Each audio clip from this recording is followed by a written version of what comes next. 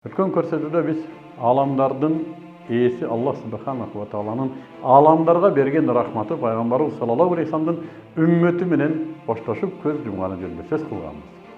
Бүгін ошол заттың қойылу марасымы, жерге берілу марасымы жөнінде сөз қылабыз. Мұны дағы бүт эмоциялардан арылған абалда энциклопедиялық мүнөздө сүрөттөп өтүүгө мүмкүнчүлүк бар. Ошону чогуу күзөтөлү.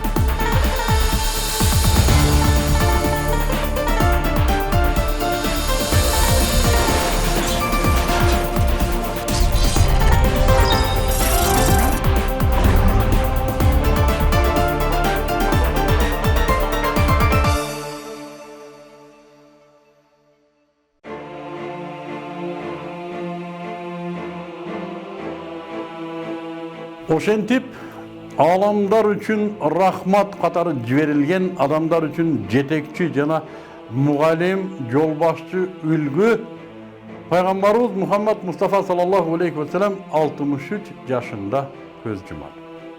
Бул хижраттын 11 жылынын Раббул Аввал айынын 12-си дүйшөмбү күнү эле. Бардыгыбыз Аллахка таандыкпыз жана ага кайтуучубуз. Муну уккан Мадина караңгылыкка бөлөндү. Анас Мадина пайгамбарыбыз саллаллаху алейхи вассалам келген күндөгүдөй нурданган жана ал көз жумган күндөгүдөй түнөргөн эмес, дейт. Умар ибнул Хаттаб суукка барды угуп, акылынан азып кала жаздады. Ал 200-дүүлөр аны өлдү деп жатышат. Ал өлгөн жок. Муса Аллахка жолукканы 40 күнгө кетип, аны коому өлдү дегенде кайтып келгенде эле, ал да кайтып келет жана аны өлдү дегендердин колу буттарын чабат деп токтобой кайталап жатты. Бул кабарды уккан Абу Бакыр Сыддык сунхадан атын токтотпой ала тер кылып чаап келет. Жана пайгамбарыбыз саллаллаху алейхи вассаламдын жаткан үйүнө кирип, анын емен чапанына ороп коюшкан болот. Чапанды ачып, пайгамбарыбыз саллаллаху алейхи вассаламдын акыбалын көрүп, бышкырып ыйлайт. Аллах сага өлүм берди, жана 2 жолу өлүм бербейт дейт. Ата-энем сага фида болсун деп, аны жүзүнөн сүйүп, бир аз өзүнө келгенден кийин мечиттин короосуна чыгат. Мечиттин короосунда Умар жанагынтип тополоң кылып аткан. Эй Умар, токтот дейт. Ал Абу Бакирге да кулак салбайт. Мына ошондо элдер Умар менен эмне кыларын билбей аткан эл Абу Бакирди көрүп, Абу Бакир Сыддык тарапка басат. Жана Абу Бакир Сыддык ким Мухаммадқа сыйынган болсо белсин, Мухаммад саллаллаху алейхи вассалам көз жумду дейт. Ким Аллахка сыйынган болсо белсин, Аллах эч өлбөс дейт. Ошондо бардыгы тынчы угуп калат. Ошондо Абу Бакыр Сыддык андан бир аз мурда убакыт түшкөн бир аятты окуйт. Мухаммад болгону пайгамбар, ага чейин да пайгамбарлар болгон. Эгер ал өлсө же өлтүрүлсө, силер кайтып кетесиңер. Ким артка кайтса, ал Аллахка эч зыян келтире албайт. Аллах жакшылыкты билгендерди сыйлайт деп, мына ошол аятты окуйт. Бул аят мурда түштү дагы, сахабалар муну унутуп калгандай, азыр гана аят түшкөндөй сестее түшүшөт. Умар дагы кыйылган камыштай буттары калчылдап, денесин көтөрө албай кулап түшөт.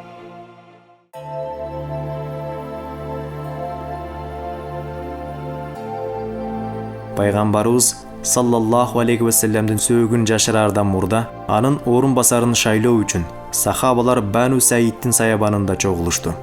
Ар кандай намзаттар боюнча кайчы пикирлер айтылып, талаш шейшеминин түнүндө Абу Бакырды дайындоо менен аяктады.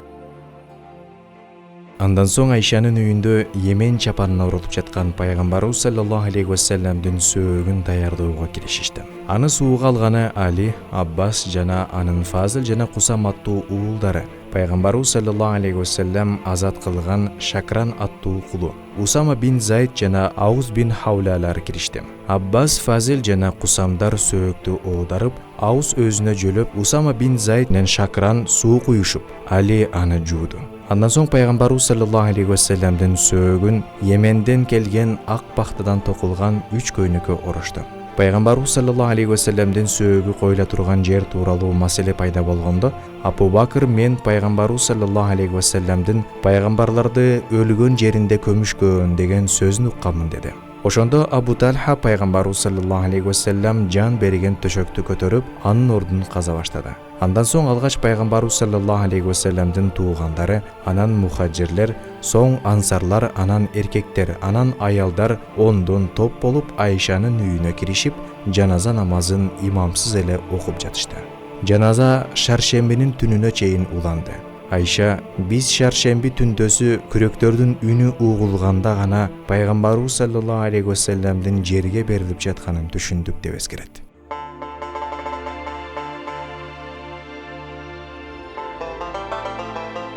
Пайгамбарыбыз саллаллаху алейхи вассалам Меккеден Ясрибке жер которуп бара жатып, Хуза урусунан Уммабат аттуу аялдын чатырына токтоп калат. Ал жерде анын коюн саап ичет. Мына ушул жерде Уммабат пайгамбарыбыз саллаллаху алейхи вассаламдын өң келбетине аябай назар салган экен. Кийин күйөөсү келгенде пайгамбарыбыз саллаллаху алейхи вассаламды сүрөттөп берген.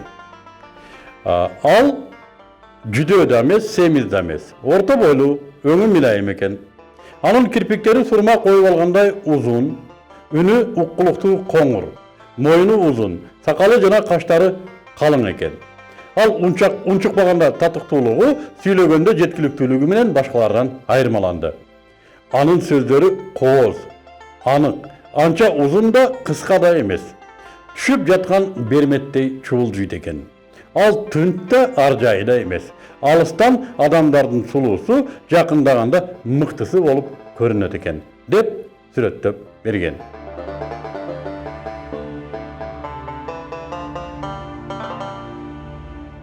Bir söz менен айтканда пайгамбарыбыз саллаллаху алейхи вассалам адам жеткис адептердин асылы менен кооздолгон эле. Бекеринен Аллах субхану ва таала сен адептердин мыктысысың деп суктанган эмес. Пайгамбарыбыз саллаллаху алейхи вассалам мына ушундай адеби менен адамдардын жүрөгүнөн түнөк тапкан, адамдардын жаны ошон үчүн ага тарткан жана тайпалары менен анын динине кирип артынан ээрчиген.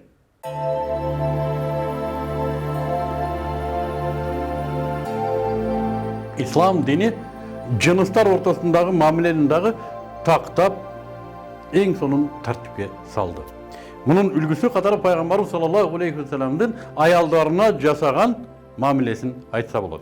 Дегеле пайгамбарыбыз саллаллаху алейхи вассаламдын жубайлары жөнүндө сөз кылганда, ал үй бүлө, пайгамбарыбыз саллаллаху алейхи вассалам курган үй бүлө жана жубайлары менен болгон мамиле жөнөкөй катардагы адамдардын жыныс ортолук мамилесинен алыс экендигин түшүнсө болот. Анткени Аллах субхану ва таала түшүргөн диндин жарымы аялдарга багытталгандыктан, аны дагы аялдарга кимдир бирөө түшүндүрүш керек эле.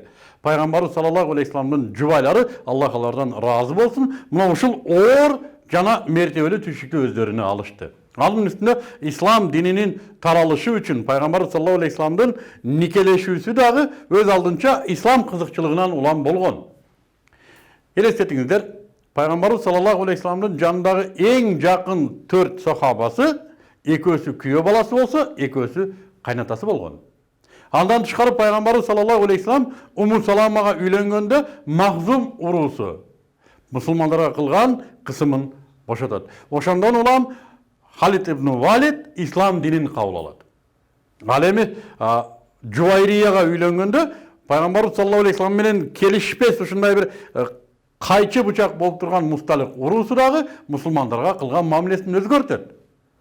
Уму Хабибага үйлөнүшү менен эч токтобой кастыгын кылып келе жаткан Абу Суфьян дагы мусулмандарга көрсөтө турган кысымын бошотот. Андан дагы толуп аткан хикматтары бар бул никелердин. Ошондуктан биз пайгамбарыбыз саллаллаху алейхи вассаламдын жубайлары жөнүндө сөз кылганда, муну катардагы адамдардын жыныстык мамилеси катары каралашыбыз керек. Бул никелердин бардыгы Аллах субхану ва таала тарабынан пайгамбарыбыз саллаллаху алейхи вассаламга жүктөлгөн бир тапшырма болгондугун түшүнүшүбүз керек. Ошондуктан бул берекелүү үйлөр ислам дининин жалпы адамзатка, анын жарымы болгон аял затына тарашка чоң салым кошкон. пайгамбарыбыз саллаллаху алейхи вассалам коомдук иштери, көтөргөн жүгү жана аркалаган арзуусу оор болгонуна карабай, аялдарына эң көркөм мүнөздө мамиле жасаган. Аялдары да жокчулуктан үйлөрүндө айлап от жагылып, тамак асылбаса да, пайгамбарыбыз саллаллаху алейхи вассаламга татыктуу жар болушкан. Пайгамбарыбыз саллаллаху алейхи вассалам өмүрү ак ундан жасалган нанга жетпеди. Жана жубайлары да курма жана суу менен күн кечиришти.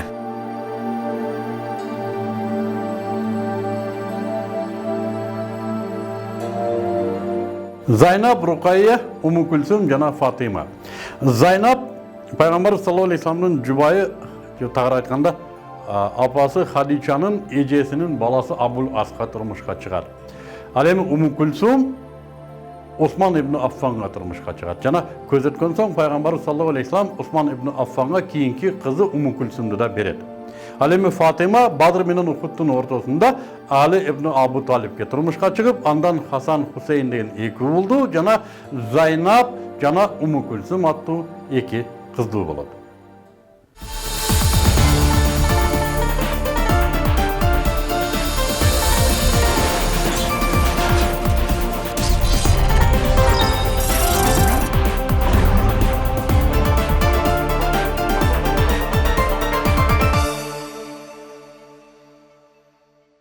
Мына ушундай урматтуу көрөрмөн. Пайгамбарыбыз саллаллаху алейхи вассаламды жерге бердик. Андан бери эчен деген кылымдар өттү. Андан бери бир топудай болгон Мадина шаарында негизделген мусулман дөөлөтү ааламдын 3/1 жетти. Ислам жөнүндө, Куран жөнүндө, анын пайгамбары жөнүндө, акырет жөнүндө укпаган бир да адам жок. Андан бери мусулман үммөтү башынан эмнелерди гана өткөрбөдү. Асман тиреген зобаласы болду, деңиз түбүнө түшкүндүрү болду, караңгылыгы да болду, жарык нуру да болду.